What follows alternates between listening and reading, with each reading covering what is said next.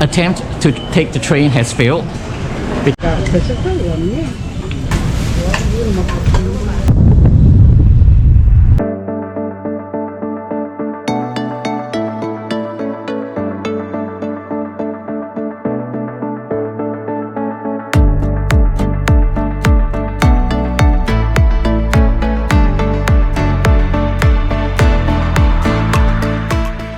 G'day everyone and thanks for tuning in.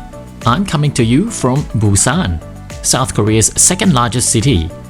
My visit begins at Busan Station and I'm eager to get going. So let's get to it. And g'day everyone, that's right, I'm coming to you from Busan train station. This is the second largest city in South Korea and I just got off the KTX bullet train from Seoul earlier on. So if you haven't seen that episode, I highly recommend you check it out because this episode that you're going to watch today is a continuation from the KTX bullet train from Seoul. Yeah, so what I'm going to do today is I'm going to spend a day in Busan getting lost because to be honest, I have never been to Korea before. So of course I've never been to Busan. So this is my first trip here. I don't speak Korean and I don't expect people here to speak English. So this is the best way to explore a new town, a new location is to get lost, right? So yeah, let's see what I can get up to today and I'm gonna walk around the city. Hopefully I'll get to a seafood market and maybe visit some interesting cafes. Who knows? Because I don't know where am I going. So let's get this visit started, shall we? Let's do this.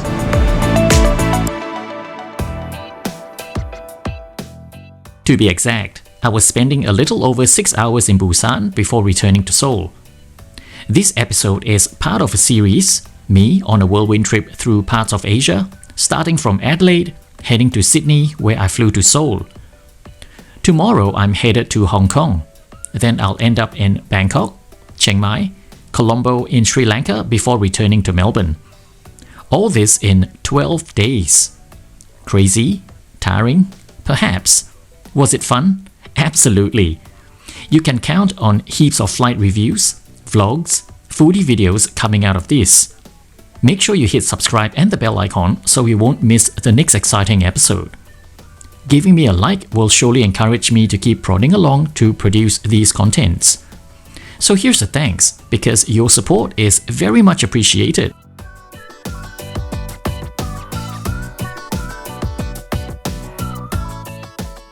Exiting the train station, Busan greets you with gusto. It's a city of just over 3.4 million people, and it's considered the maritime capital of South Korea. For a foodie like me, Busan is the center of seafood in the country, and its seaport is one of the world's busiest. Being located at the southern tip of the Korean peninsula, the climate here is considered to be a lot milder than Seoul up north. Although, don't let the sun fool you. On this February winter morning, the temperature was still in its single digits. Now, one of the things that caught my attention when I was just quickly Googling about Busan on the way here in the train was a seafood market. So I think that's where I'm gonna head, right to the port. And the way there, I think I can take the metro there. I'm not too sure. So I'm just gonna head down into the metro to see if it takes me to the port. I think I'm heading to Nampo Station. Yeah, so that's where we'll go. I think so. That's a good start, right? So let's head down to the metro. I had a bit of a challenging situation at the ticket vending machines. All the fonts were so tiny, converting them from Korean to English, I could not absorb where I was going on the network before it defaulted back to Korean. When I finally figured it out, shit, how do I pay? I only had huge cash notes with me. I don't know how to pay. They only take cash. So I think I'm gonna go to the train station, see if there's a real office I can get some tickets from. I'm gonna see if this works. Okay?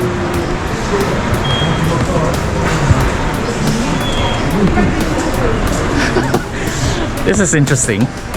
Everything is in Korean. I have no idea what's going on. I can't read or understand anything. Attempt to take the train has failed because the information desk, no one's manning it. The machines don't take cards, and I don't know where to buy a season ticket as well. So yeah, not much luck is there. So I'm not sure what to do. I think I see an employee standing around. So let's see if they can help me. I'm gonna try to do a bit of Google Translate. 티켓? 이거 찍어봐요. 나와. 이거 머니 있어요? 머니 여기 있어? 머니 있어? Visa? 응. 그럼 저기가 찍어.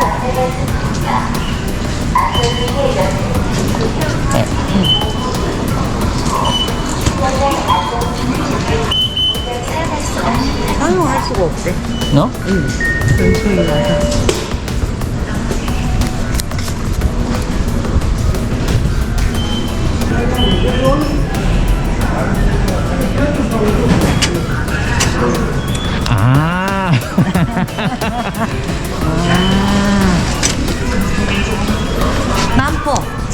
남포. 예, 남포. 구간 또는 호선을 선택해 주십시오. 영역을 선택해 주십시오. 금액을 투입하십시오.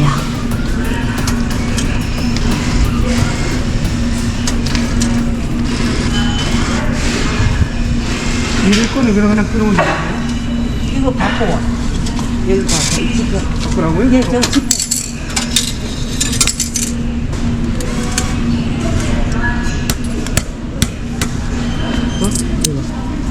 Okay. 감사합니다. 뭐좀 물어볼게. Done. With a bit of Google Translate, some pointing, so we have the ticket in hand. Okay, let's see how do we get here. Yeah? 여기 오세요. Yeah? 넣고. 응. 이거 밀고. Okay. 감사합니다. Yes! That was a bit of an adventure. Now the thing is, today is February, and mask wearing is still mandatory on Korean public transport. So they've only just removed the mandatory mask mandates on January 31st, but not for public transportation. So you still have to wear this when you're taking a train. Yeah. So let's see what the subway system is like.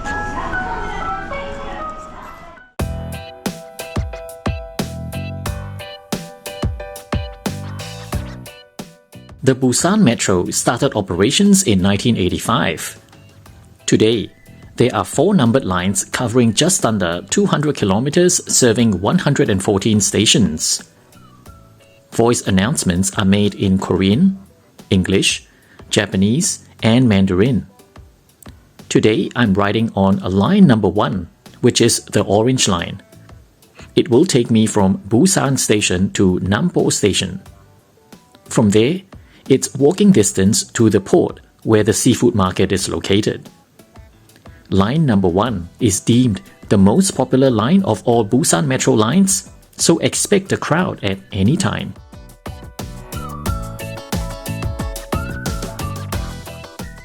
Nampo is only 2 stops away from Busan Station. Before you know it, we've arrived. I absolutely love taking public transportation, especially in a city I've never been to before. It just makes me feel so mixed in. And the thrill of getting lost gets me going. Please, tell me I'm not the only one.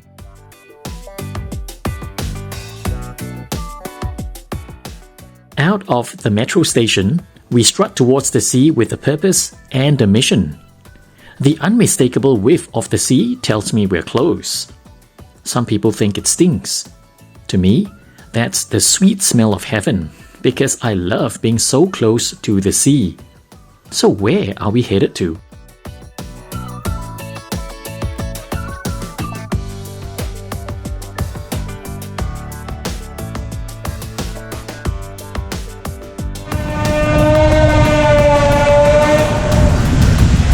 Well, I found a market.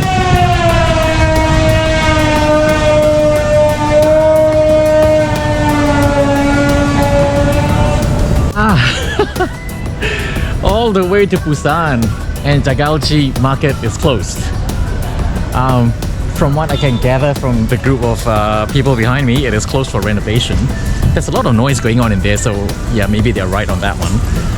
But I mean, I'm already here, so let's just walk around to see if there's anything else to do besides Jagalchi market. Alright, let's do this. Yeah. Now the reason why I wanted to go to Jagalchi market is because, you know, Busan is a port city and they are pretty famous for their seafood. So I thought I could go up there and just have a look around. But it seems like all these vendors on the side of the street, it's a little more interesting out here rather than inside the building over there. Like, what the hell is this? It looks like a dragon fruit, but yeah. So this is a nice, I think this is a lot more interesting than the actual market itself, right? So we're just gonna look around. As it turns out, this market here extends from this point and meanders around the fringe of the port for about 3 kilometers. So that is a lot of walking. So be prepared to clock some serious steps. I did not realize it then, but this seafood market precinct is the largest in South Korea. It's not hard to see why. For those of us who are used to supermarkets, this is definitely an assault on the senses, and also a great lesson in the endless variety of seafood available for consumption.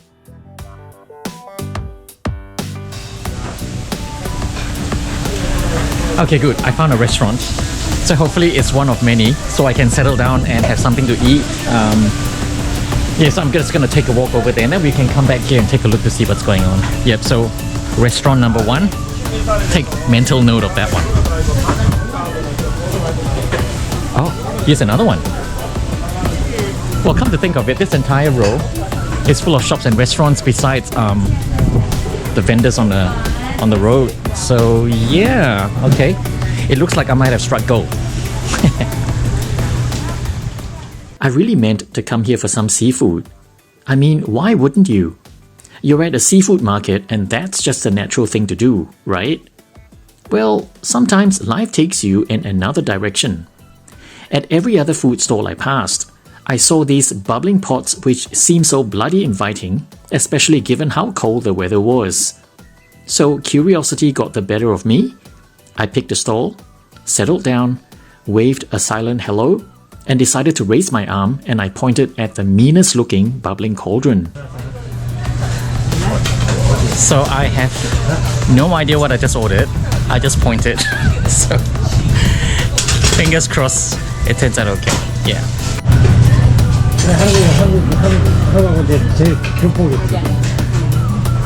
So I've just learned that Australia in Korean means Hoju. Yeah, so yeah, Hoju. Apparently I'm from Hoju. Yeah. How did this Hoju business come about? Well, the cook placed a hand on her chest, looked at me and said, "Korea." She then pointed at me. "No Korea?" I quickly googled Australia, then placed a hand on my chest and said, "Hoju."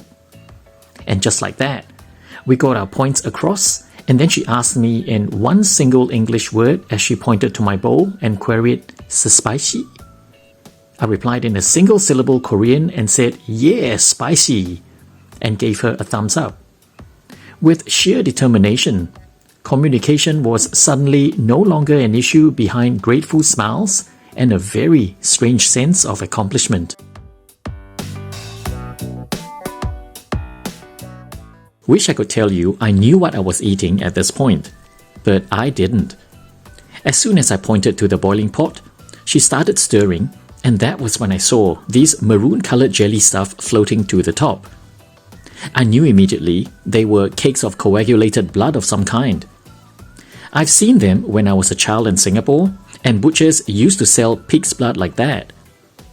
Sometime in the mid-80s, they got banned because of hygiene concerns. So here I am in the cold winter of a Busan morning, coming face to face with an old friend. Blood cakes. Every fiber of my body told me to get away from this table, because the thought of eating blood was honestly pretty stomach-churning. But as I let the experience sink in, it actually tasted pretty okay. The blood cakes itself is rather tasteless, but it absorbed the extremely flavorful bone broth, and that was what I tasted. Something which has been lovingly simmering away for hours, and this bowl of soup is absolute flavor central. A masterpiece in taste extraction from whatever bone's boiling within. And the fiery pepper paste she plonked into my bowl earlier on gave it another layer of flavor. My ass is burning from reliving this experience.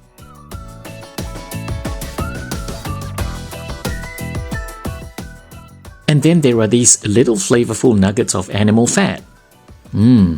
Fat is flavor. And don't let anyone tell you any different. Completing this mysterious bowl of heaven, there are heaps of nutritious bean sprouts, spring onions, leeks, and soaking underneath is rice, making this one hearty, comforting, extremely satisfying bowl of paradise.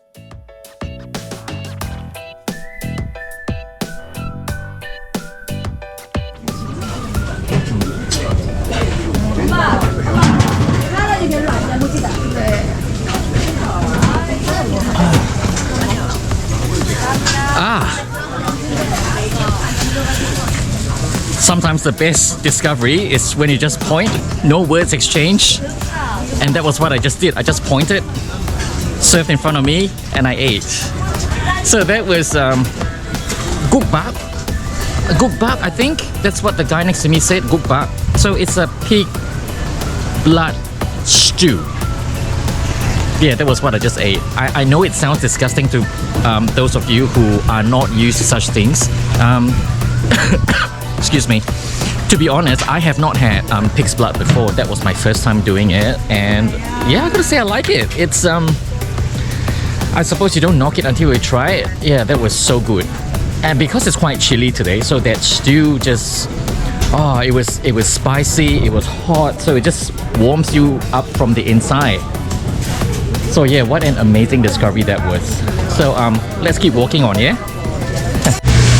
Sorry, I stand corrected.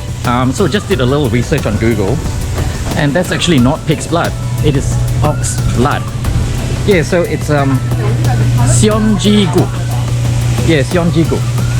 That's what it is. Apparently, it's really good for if you have a hangover.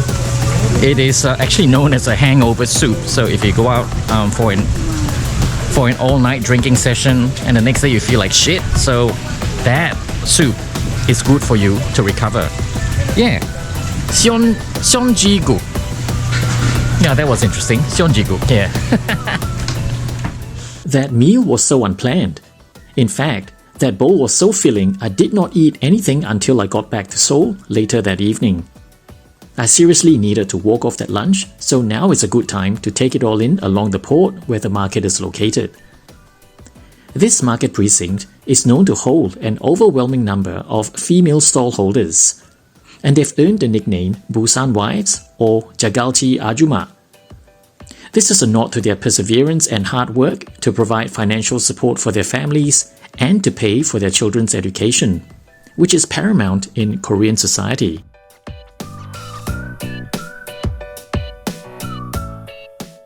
Now that we're done with the port, it's time to leave Nampo. And because I love being close to water, we get into the metro again, and this time we're headed west towards the beach.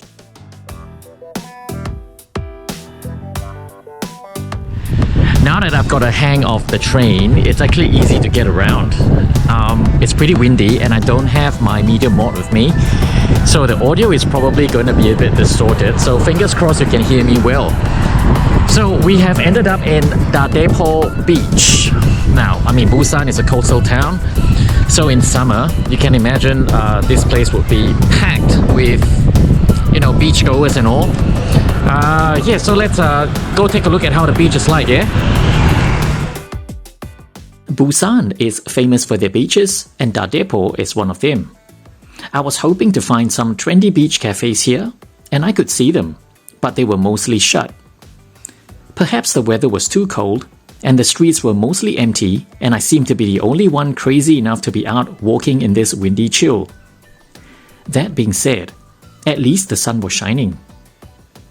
The waters around Dadaepo are shallow, making this a very attractive swimming beach in summer, especially for families with children. Since we're facing west, Dadaepo is also perfect to be enjoying the sunset and taking those Instagram-worthy photos. For nature lovers, there's the Gowuni Ecological Trail, which allows everyone to enjoy the marshland and its accompanied flora and fauna. As much as I would love to appreciate this beauty, it was far too cold. And before I freeze my nuts, it's time to run back into the warmth of Busan Metro.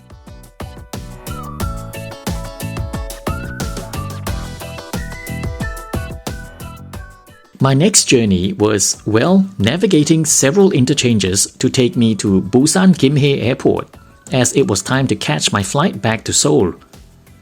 It's always amazing visiting a destination for the first time, and being clueless initially on how to get my way around surely put me on the edge, but in a good way.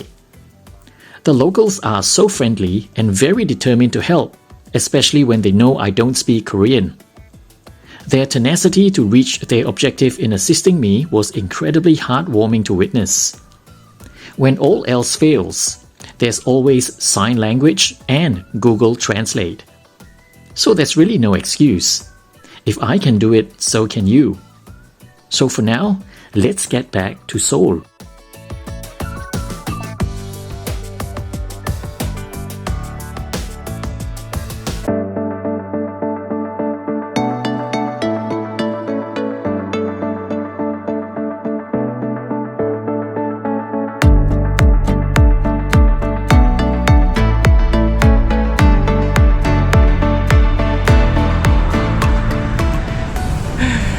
And well guys, this concludes my stay here in Busan.